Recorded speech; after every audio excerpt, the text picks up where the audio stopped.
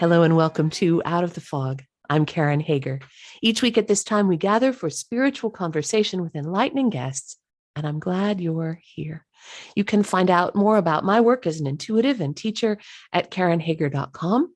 And if you're looking for more Out of the Fog content with bonus pictures of Maisie the puppy and all kinds of other things, follow Fog City Psychic on Instagram. Now, do your keys refuse to stay where you put them? Or do your socks go AWOL from the laundry? That happens to me with great regularity. Well, Cynthia Sue Larson is my guest today, and she says that when things appear and disappear, transform or transport, and when we experience changes in time, that is a reality shift. She says our consciousness can change our physical world, and when we learn to understand and maybe work with reality shifts, our lives can be better as a result. So are you ready to meet her? Cynthia Sue Larson is the best-selling author of several books, including Quantum Jumps, Reality Shifts, and High Energy Money. Cynthia has a degree in physics from UC Berkeley, an MBA degree, a Doctor of Divinity, and is a second-degree black belt in Kuk Sool Won. Cynthia is founder of Reality Shifters, first president of the International Mandela Effect Conference, managing director of Foundations of Mind, and creator and host of the Living the Quantum Dream podcast. She's been featured on Gaia, the History Channel, Coast to Coast AM, One World with Deepak Chopra, and the BBC. Cynthia reminds us to ask in every situation, how good can it get? You can subscribe to her free monthly e-zine and find out lots more at realityshifters.com. Cynthia, welcome to Out of the Fog. Well, thank you, Karen. I'm so happy to be talking with you today. Oh, I'm glad you're here. What is a reality shift, and how do I know when there's been one? Well, basically, it is something unexpected. It's where often people notice an item such as their wallet, their purse, their coat, their keys, these kinds of things, not being where they know for sure they left them. Sometimes putting socks in the laundry and not finding those again. But the summary that I like to sum it all up with is basically remembering things differently than they seem to be, and just have a completely different set of recollections that are true. But some people start doubting their memory at that point. And it can feel like things have appeared, disappeared, reappeared, transformed, or transported. All of that can happen. And when we do this collectively, there's even a term for it now called the Mandela effect. What's the Mandela effect? Okay, that would be, it's really getting traction lately because people are noticing. Nelson Mandela, for example, was one of the people that were noticed alive again. I mentioned two examples in my book, Reality Shifts, which came out in 1999. Actor Larry Hagman, I noticed he was alive again after I'd seen really reliable reports that he'd passed away. The next thing I knew, he was recovering from some surgery instead of having died. And that, now this goes back to the 1980s, so that was an early example. And we don't have the Hagman effect. We call it the Mandela effect. Poor Larry Hagman. Well, I'm glad he came back. And I think we're all glad Nelson Mandela did not die when he was imprisoned in Robbins Island. So it's collective, what they call misremembering. My premise is it's not misremembering. What if reality, space, and time as we know it are much, much wilder, woollier, and more interesting than we've ever been led to believe? Can you say more about that? Because it feels like there's a difference between maybe getting it wrong or misremembering, like, I thought Larry Hagman passed. Oh, I guess he's still alive. And the kind of thing you're talking about where it seems like something deeper is going on. Well, for me, Larry Hagman, the reason I put him in the book, Reality Shifts, he's the first that I know of example of a living person who's been definitely someone's the author, me, saying for sure, I remember he died, then he's alive again. More recently, I'm finding other people like Robert Manny from Guys broadcast and podcast. He that was one he brought up to me. He said he remembered Larry Hagman. So what's interesting is when you know it, then you know that you have that clear memory. Like, I know I saw his death reported on TV. There was a big deal. Other actors came forward expressing condolences to him and the family. When you know it like that, then it's not simple brain confusion. It's not misremembering. But in order for people to know what I'm talking about, it really has to be experienced. Like falling in love. If I talked about, oh, falling in love is so great, unless it happens to you, it sounds like people are they're just getting weird, you know? Okay, so for me, and so I'm a professional intuitive. I'm kind of wacky anyway. Wacky things happen around me all the time, and it's always been like that since I was a tiny tot. So I may have a wackier than normal sort of existence and way of interfacing with the world. So Maisie the puppy hurt her paw. I took one of my little white socks, like a little white, just the kind that just go up over your heel, and I put it over her paw just to keep it nice and clean till we could get her to the vet. That was one of a pair of socks. The other sock I put up on the top of the dresser so that when we washed Miss Maisie's sock, I would have the mate to it ready to go. The other sock is no longer on the dresser. It is not behind the dresser. It's not under the dresser. It didn't fall in anything. It didn't go on a drawer. It is missing. All the other socks are accounted for. Where is that sock? Is that a reality shift, or did I just lose a sock? Well, I mean, once you've exhausted all of the practical possibilities that maybe you did just lose a sock, but once you're clear that for sure you did not, and it's clearer in some households than others. It sounds like you're pretty sure where things are I in am. your so in your case, and you don't sound like you're that confused a person to me, then I would suggest it's starting to sound a lot like a reality shift to me, definitely. And this is an old phenomenon. It's been documented in England. Mary Rose Barrington called it just one of those things, or JOT, Jott. And she had documented histories and experiences and accounts of this phenomenon going back to the turn of the century, 1900. So we've got, and my website covers it for the last 20 plus years. That means we've got this amazing written history. This is not just some fly by night phenomena. These are not confused people. You know, the people reporting it are scientists, engineers, doctors, nurses, professors. Anybody that you'd respect has experienced this, and yourself too. I'd say it looks like you're having that experience also. So, but what's the point of that? Is there an alternate me somewhere who all of a sudden found an extra sock? Well, when we get into studying reality, that's where you get into things like quantum interpretations. That would be parallel universe theories, many world interpretation theories, transactional interpretation, where we might be communicating with future possible selves. All of this comes up in quantum interpretations when scientists are looking at what's going on with reality. I'm bringing all this up because we still don't know. We don't even have it pinned down for quantum physics yet. So, and I'm not going to be saying for sure that I know what's going on. What we do know is that we're starting to see that we can experience life as if it's a waking dream. We're starting to see that we can think and feel questions and ask them to the universe. And we ask nature a question, we get an answer. And that's not just me saying that. Physicist John Archibald Wheeler said we do live in a participatory universe because you can ask nature a question and it will answer. He also pointed out that we've got something like delayed choice going on, and these have been proven to be true through quantum physics experiments. So we know those are true.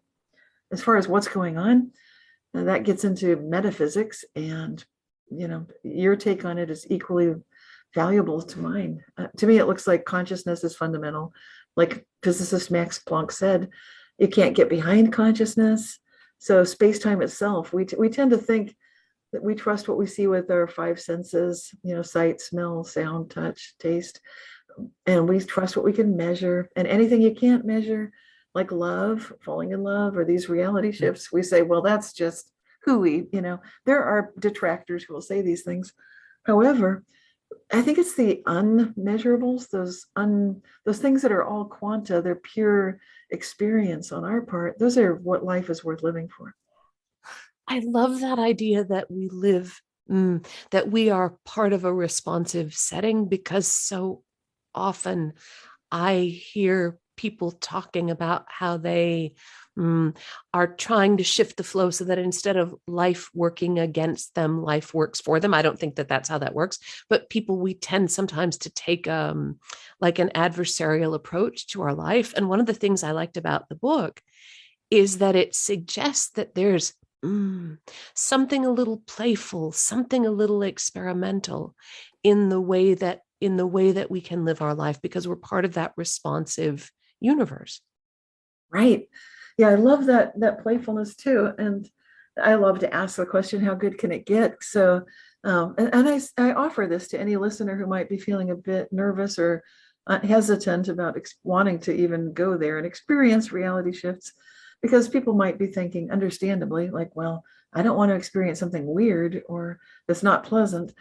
And I don't tend to experience those reality shifts. Most of mine are phenomenally positive. And I don't think it's an accident. I know by asking questions like, how good can it get? I know I'm steering my whole experience that way. And anybody can do that. Can, can we make a reality shift happen? Yeah, you can be part of intending them. To me, when it starts getting intentional, then we're moving a little bit out of what I've been calling reality shifts, where it's like, what the heck happened here? And moving into what I would call quantum jumps, which would be basically requesting or initiating basically a radical change from a situation being one way to another. And that for example, I said there were two experiences of someone coming back in my book, Reality Shifts, the actor Larry Hagman. I also mentioned my roommate's cat, Ashes, was alive again. And um, that was a very interesting experience on so many levels because I'd grown up with that. I mean, the cat had grown up with us. I was in college when my roommate brought a kitten home. She'd been living in San Diego before she came to UC Berkeley. So she drove with this little kitten up on the freeway in her unconditioned car all the way on a hot summer day. Mm. And ever since he arrived in the house, then he felt like part of the family. So I'd been living with Ashes and my roommate Catherine for years, and then I moved across the street. And the hardest part about that was just feeling like I wouldn't see Ashes. But then, good news, he would come and visit in the garden across the street. So I was seeing him several times a week, almost every day. And then one day, my roommate Catherine told me that he'd passed away. So I was devastated to hear that. And I had that regret. Like, I wish I'd spent every moment with him instead of rushing past him. Mm. You know, that feeling like, Oh, gosh. yeah. So that was a passing thought, but it was with all my heart, all my soul. I think every cell in my body was feeling that way. And then within days or a week or so at the most, one day there was Ashes in my garden across the street from where he'd been living with Catherine, and just visiting like always, but looking a little less hygienic, like he hadn't quite groomed himself fully properly. He looked a little greasy, but definitely not as if he'd been run over by a car, which is what Catherine had told me had happened. And that's what had been so devastating. And that was mind blowing for me. Larry Hagman was mind blowing, but so was seeing Ashes alive again. And what I started noticing is that sometimes we can initiate these changes. Bringing someone back from the dead, that's okay. There are some challenges with this one in particular. And a lot of people write to me about it. They say, well, if Larry Hagman and Nelson Mandela and Ashes the cat can come back, what about my loved one? And I would recommend start with small things first. So if you're going to be doing the kind of a quantum jump that would be that big a change, what I mean by big is often these are people that we care deeply about. And so we kind of latch on to situations with our grief. So if a person is able to transcend that grief, and some people have been meditating for decades. If they can do that and be okay with, moving into a reality where something changes, it can be possible. But again, I would recommend starting with manifesting a parking space, finding your keys when you've lost them and they're not where they should be, or whatever the item is. Just allow yourself to be open to receiving a kind of a daydream preview of where they might be or the missing item. And then you can often find things in very unexpected places that you did not put them. But I recommend having a no questions asked kind of a approach. I love it. Um, may I ask, one of the things about this is I get very, you're right, I do like to know where things are. And I wonder if it were possible to bring one of our beloved dead back to life, wouldn't that then change that other person's spiritual progress, their path? Wouldn't that then change? Isn't every time this shifts, doesn't it tinker with so many other variables that it becomes not simple very, very quickly? Yeah, well, this is interesting. And here we get into the idea, because if the way you're asking the question, and a lot of people think that way, we presume that there's one objective reality.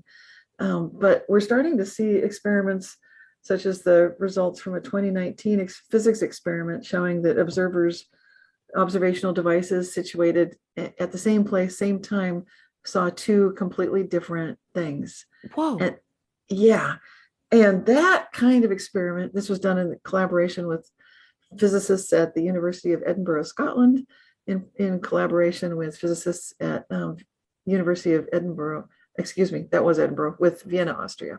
Those two universities got together, collaborated, and what they found was these two observational devices in a double slit experiment. One device is witnessing one thing and another is witnessing another. Now, they had a very special experimental apparatus set up. So I'm not going to get into all the details, but suffice to say, these are nevertheless, extremely trustworthy devices. And they were using a variation of the double slit experiment that's based on the Wigner's friend approach, which is where you've got layers of observers and observational devices. But we expect that our devices are reliable. We expect that we can trust two firsthand witnesses when they're giving their reports of what events transpired at a given place and time. But now we're starting to see, what if there is no such thing as objective reality?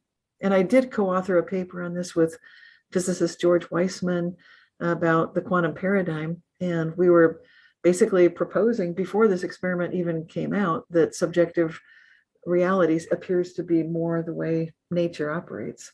And I've been seeing that for more than 20 years with firsthand reports of reality shifts, where sometimes people do agree on a reality shift. Other times there are slight differences. And you will see this in Mandela effects, which is why if you notice Nelson Mandela being alive again as a Mandela effect for you, but it's not for your friend, that doesn't mean that's not a Mandela effect.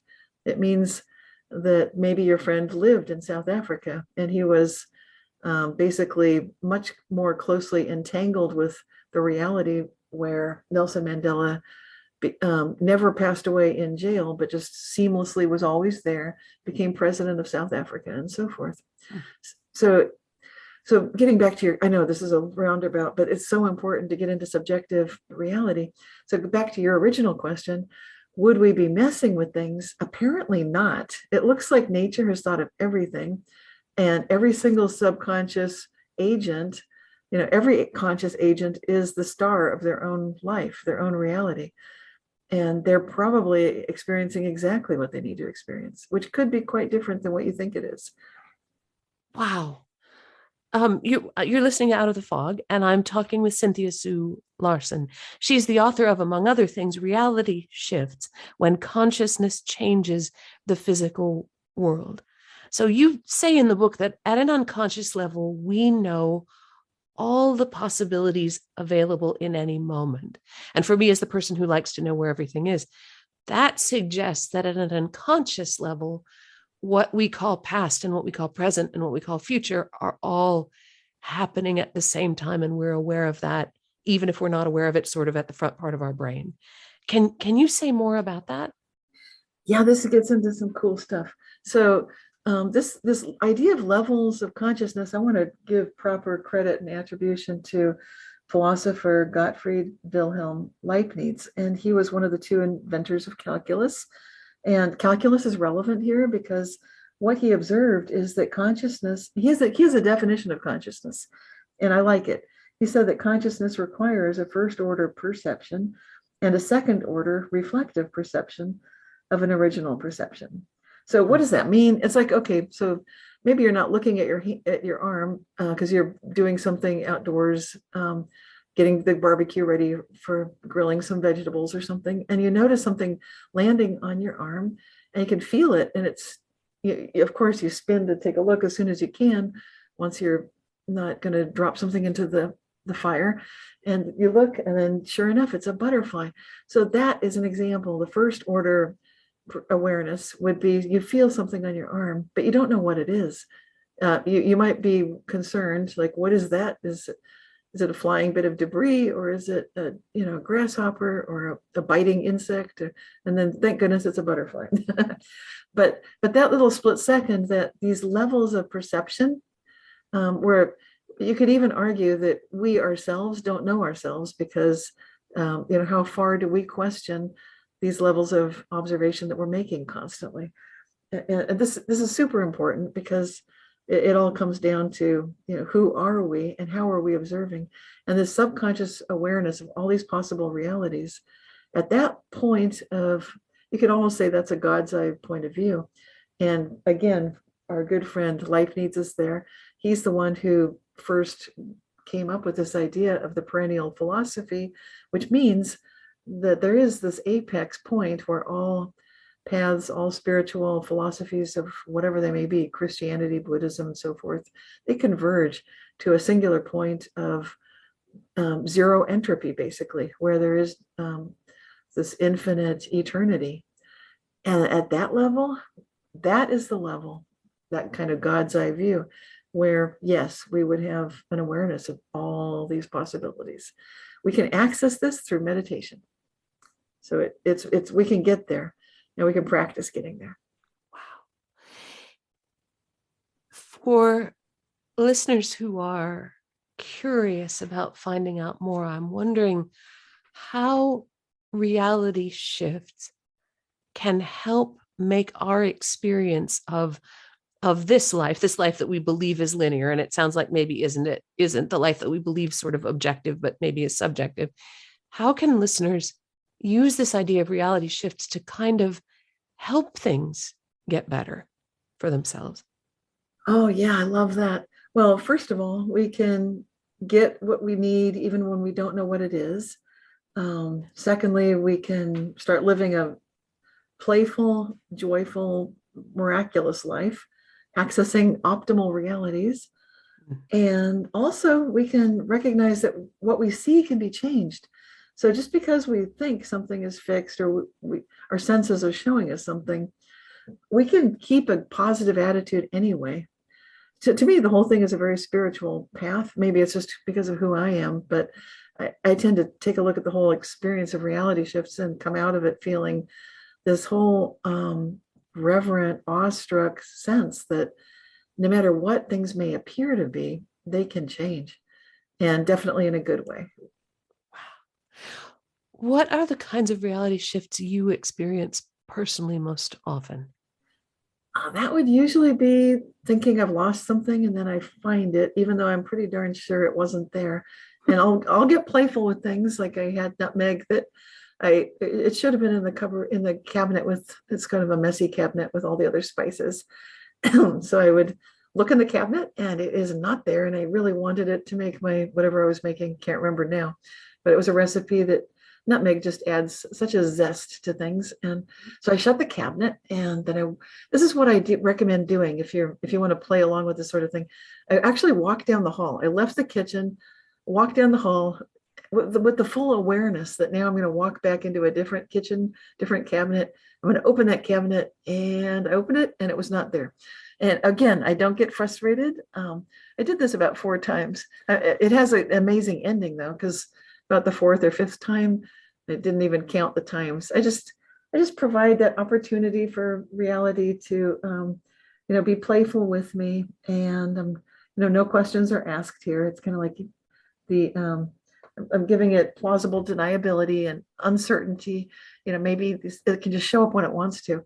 But anyway, when I came back and opened the cupboard, I think it was the 5th time roughly, there it was, the nutmeg right where it should have been the first time, but wasn't. And there's nobody else. Yeah, exactly. So this is the kind of fun thing we can do. Now, if you have a purse and you throw everything into it, you might play with it that way. It Mhm. really it helps when there's a little bit of uncertainty.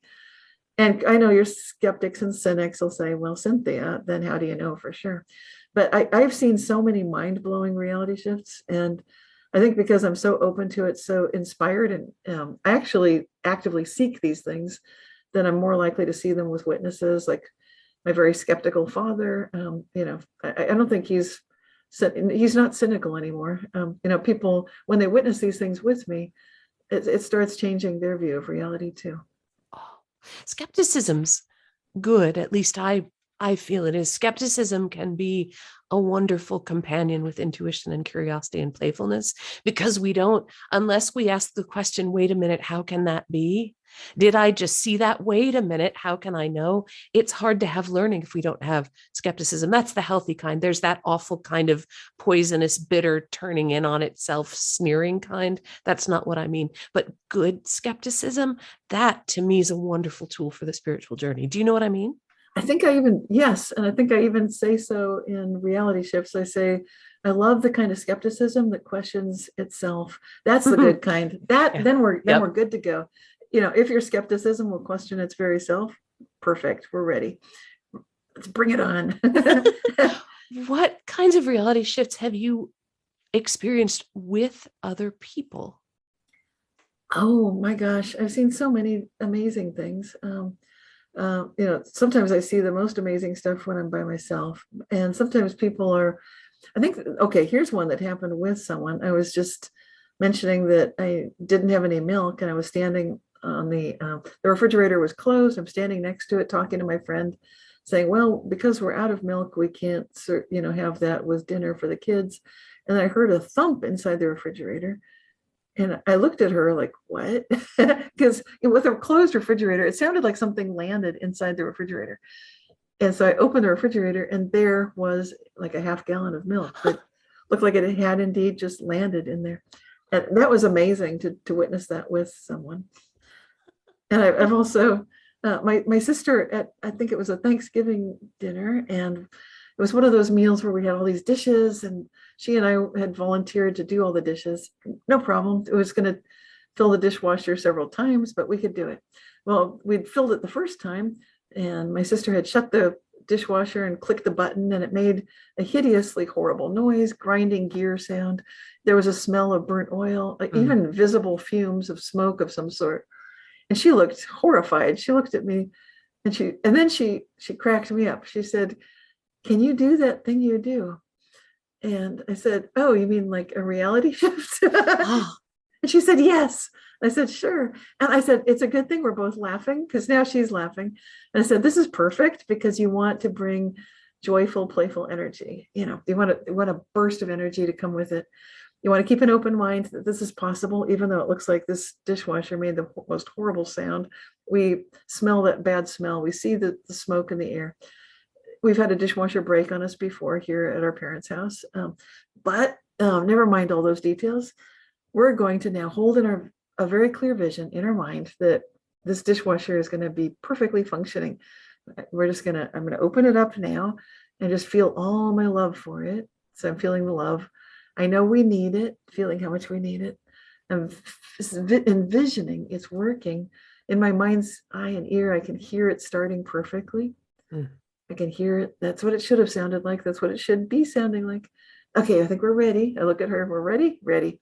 And then I shut it, push the buttons to start it, and it just purred and made all the good noises, and off it went, perfectly running. Oh, oh my gosh. It's kind of like the energetic equivalent of turning it off and turning it back Yes. on again, right? What's the first thing you try when it all goes wrong? You stop, you unplug And I'm and going to reboot. be, and I, definitely, and I will be the first to say that that could be, along with the placebo effect, this could be reality shifts in action. I think we don't give nearly enough credit Yeah. to the placebo effect for healing, and turn it off, turn it on again, or unplug it for sure, because we're giving it that chance to engage with a whole new reality. What are the applications of this for our physical bodies, for healing in the physical, like the mechanism of the physical body?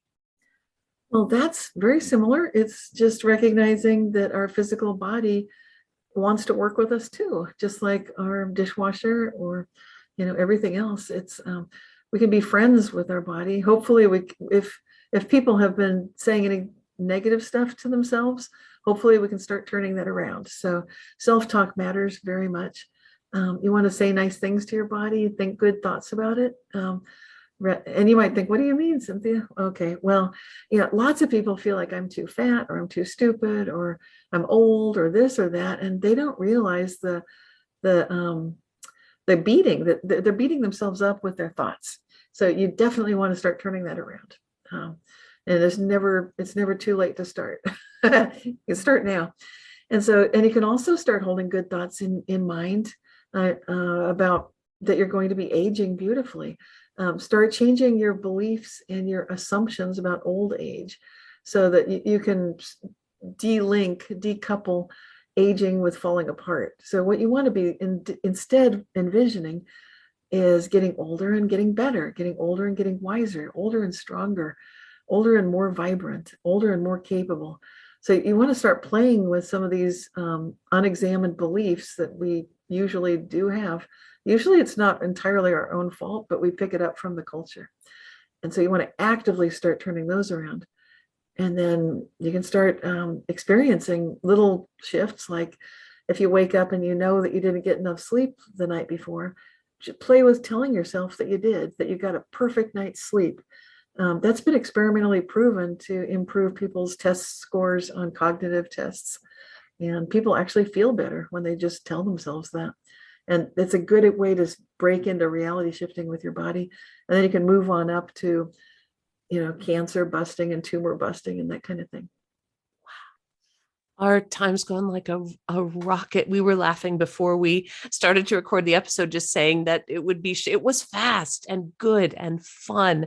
Cynthia, how can listeners find out more? How can they dig in deeper? You can definitely look for my books and you can sign up for my newsletter. That's realityshifters.com. And I've got my books, Quantum Jumps, Reality Shifts are on Amazon and lots of other places. And I do sell autographed copies to people in the United States. So right now, and they're also on audiobooks and ebooks as well. And I'm on YouTube, I'm on social media, but I think the easiest way to find and stay in touch is sign up for my newsletter at realityshifters.com. And that's free, it comes out once a month. Oh, wonderful. Cynthia, thank you for talking to me. Thank you so much, Karen. It's been my pleasure. Thank you. That's Cynthia Sue Larson. She is the author of Reality Shifts, When Consciousness Changes the Physical World. You can find out more about Cynthia and all her work, all the other books, everything she's up to. Find that free monthly newsletter at realityshifters.com. And of course, you're always welcome over at KarenHager.com. It's a great place to find out about upcoming classes and events. You could even book a private intuitive session with me there if you're so inclined. And you can follow Fog City Psychic on Instagram for Out of the Fog goodies and Maisie, the puppy photos, and a chance to see what's on my jigsaw puzzle board at the moment. Thank you for listening today. Together, we are spreading a little more light in the world, and a little more light is always a good thing. Until next time, I'm wishing you peace.